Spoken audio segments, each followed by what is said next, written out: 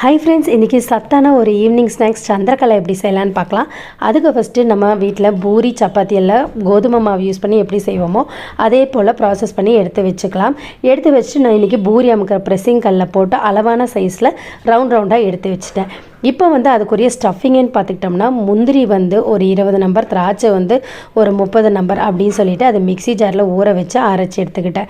இன்னொரு வானலியில் கரும்பு சர்க்கரையும் அதுக்கப்புறமா ஏலக்காய் தூள், தேங்காய் போட்டு அரைச்சி வச்ச இந்த விழுதெல்லாம் போட்டு அதுலேயே நல்லா வறுத்து ஈரமில்லாமல் நம்ம எடுத்து வச்சு ஆற வச்சுக்கலாம். இந்த ஸ்டஃபிங் எல்லாம் ஒவ்வொன்றா இப்போ நம்ம ரவுண்டாக தேய்ச்சி வச்சுருக்கோம் இல்லையா, அதுக்குள்ளே வச்சு அந்த ஓரங்களை எல்லாம் நல்லா கார்னரெல்லாம் அந்த பூர்ணம் வெளியே வர அளவுக்கு சீல் பண்ணிவிட்டு நல்ல ஒரு இரும்பு கடாய் வச்சு எண்ணெய் நல்லா மீடியம் ஃப்ளேம்லேயே காஞ்சதுக்கப்புறமா போட்டு மொறுன்னு எடுத்துருங்க.